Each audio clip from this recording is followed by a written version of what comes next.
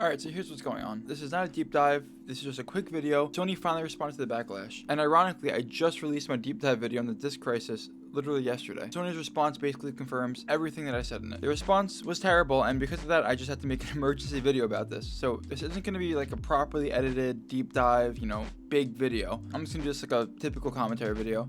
So I mean, I haven't done this before, so I guess what do I need? Let me maybe pop up some Assassin's Creed gameplay. Alright. Now that we have the gameplay, let's start talking about this. So after a month of silence, Sony finally acknowledged the disc crisis, what they were doing, taking away the discs. And they did it at an investor meeting. They did not do an announcement to us players. They did not do an announcement to us people who are buying their games.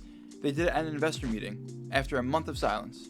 That just shows their intention, who they care about, who they don't care about, and they expect to see no negative impact. They expect no negative impacts of what their plan is of getting rid of discs, and they are going to proceed, they said, cautiously. So yeah, as you can see in the article, during the Q&A session, the Sony CFO, Lin Tao, addressed the physical disc backlash. Apparently, she said, PlayStation is moving forward with its plan to end physical discs anyway, and doesn't believe that the backlash will impact sales. So they don't think there's going to be any negative impact from getting rid of discs. They claim that the future is digital for virtually all forms of media. So apparently Sony thinks there's no value in physical media. They just think that it's all going to be digital and that's going to be it. They think we're going to own nothing. We're just going to rent out every game we want to play.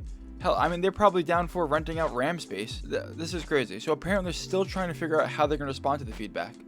A month later. I think that's crazy. I think they should have seen the feedback, seen the response, and, I don't know, put something out almost immediately. Because here we all are, sitting in the dark, just like, oh wow, PlayStation's getting rid of discs. And, oh, they're still figuring out how to respond to the feedback and how to make it up to us players. Well, they're making it up to us in one very special way. It's not just GTA 6 that's going to have a code in a box. PlayStation is communicating to all retailers that they are going to do codes in boxes for all their games. So you could still go to GameStop, still go wherever, but if it's a PS5 game, you're just buying a code in a box. What is even, I don't understand the logic in that. I really don't. I don't comprehend it. So if you're producing the box anyway, you're just going to put a piece of paper in it instead of the disc? Why not just do the disc then? You're going to populate the shelves of these stores with boxes anyway.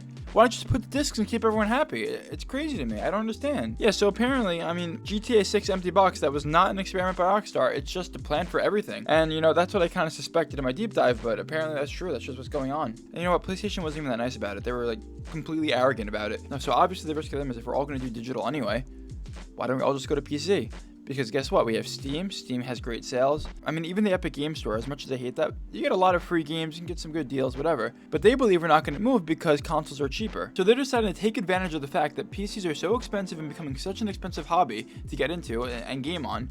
And they think because it's so expensive that, oh, we have the green light to screw them because they're not going to move over. That's absolutely absurd. That's not right. We should all be moving over to PC. Like, even entry-level PCs, I know they're super expensive still, but we cannot be taken advantage of by these companies.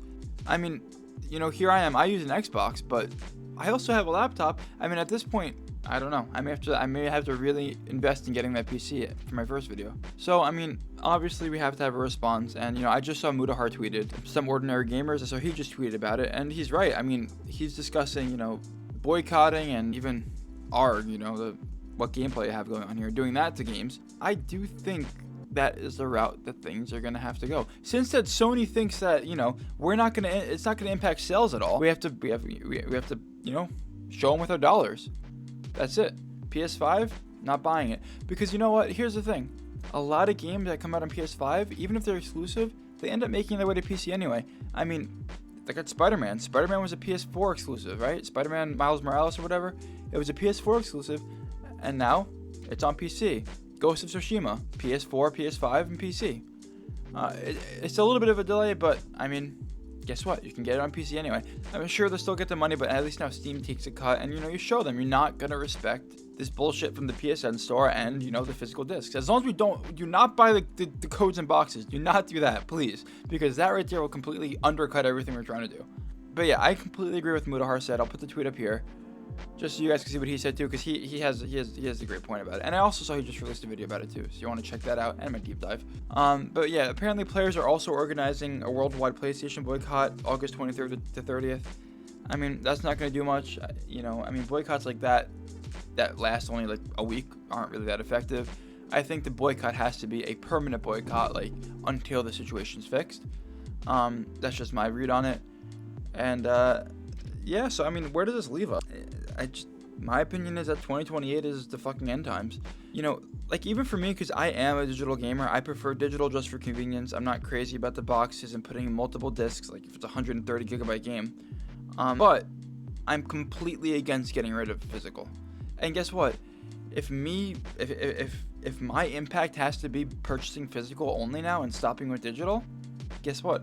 I'll do that. That's fine. I mean, you can see in my last video, I open it. I still have tons of physical games. I do.